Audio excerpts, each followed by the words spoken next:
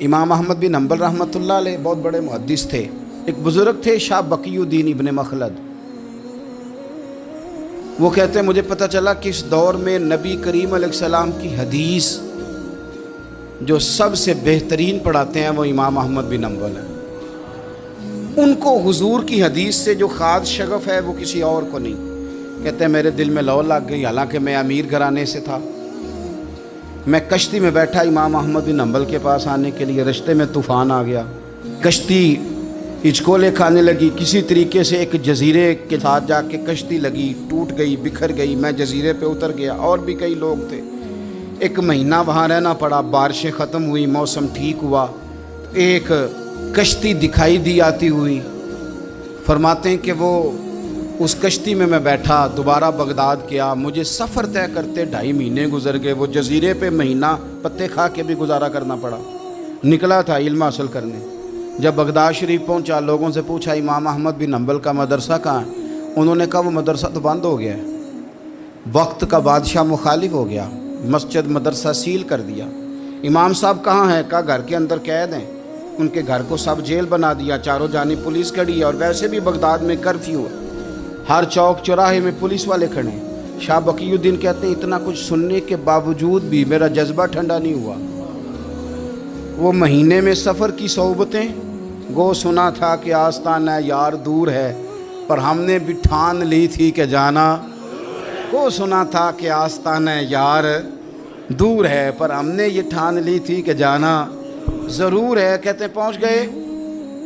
اب پتہ چلا کہ کرفیو ہے، سڑکوں پہ پولیس کھڑی ہے، گلیوں میں چوکوں چوراہوں میں پہرے ہیں.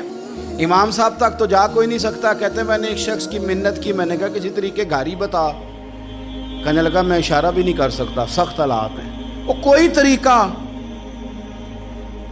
میں نے جب زیادہ تڑپ کے کہا تو وہ شخص کہنے لگا میں ان کے گھر کے قریب تجھے لے جاؤں گا اور گزرتے وقت صرف آنکھ کا اشارہ کروں گا.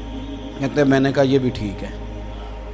ان کے گھر کے تیری تلاش میں پھرے نا ہم جنگل پہاڑ اور دشت میں. ان کے دروازے کے قریب اس نے اشارہ کیا. شاہ بقی الدین کہتے ہیں کہ میں گھر دے کے آ گیا واپس. اب میں سوچنے لگا کہ کیسے امام صاحب تک پہنچنا ہے. بڑی تجویزیں سوچیں، بڑی تجویزیں. کام والا بن جاؤں، پھیری لگانے لگ جاؤں. پھر سوچا کہ اگر میں کچھ بیچوں گا ریڑھی پہ رکھ کے تو کوئی خریدنے نکلے گا، کوئی نہیں نکلے گا. کس طرح کروں، کیا کروں، بڑی سوچیں. بالآخر میں نے طے کیا. اللہ اکبر. میں نے نہ کپڑے پھاڑ لیے، امامہ اتار دیا.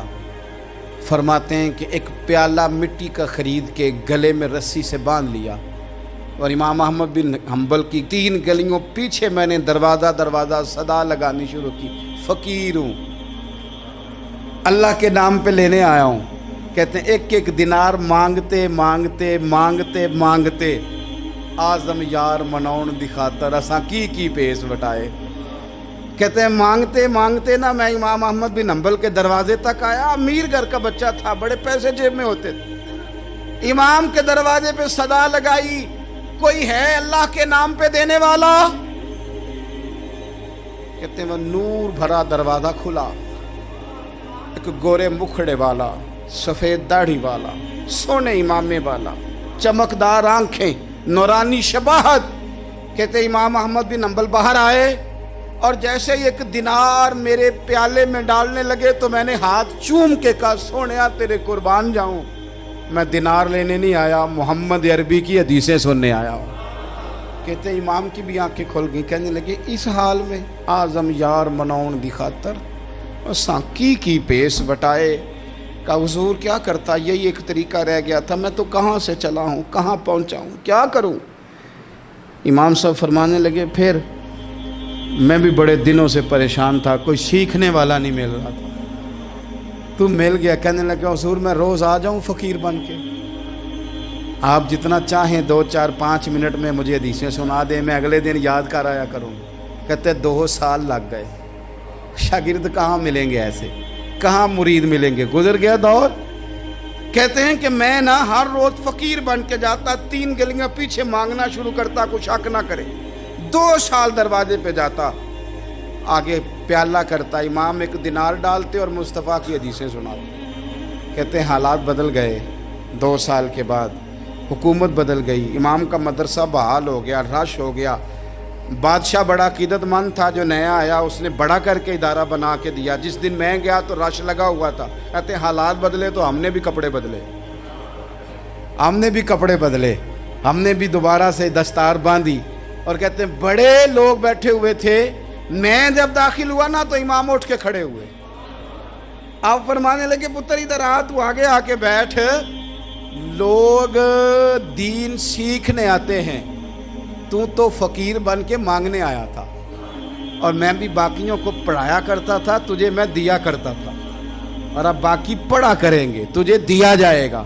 और आज तुझे सीने से निकाल के दिया करूंगा। ज़माने बदल गए, हालात बदल गए, वो शख्स चला गया। कौन हुक्मरान था कौन नहीं था, लेकिन उस्ताद शागिर्द के अदब की दास्तान क़यामत तक बाकी रहे।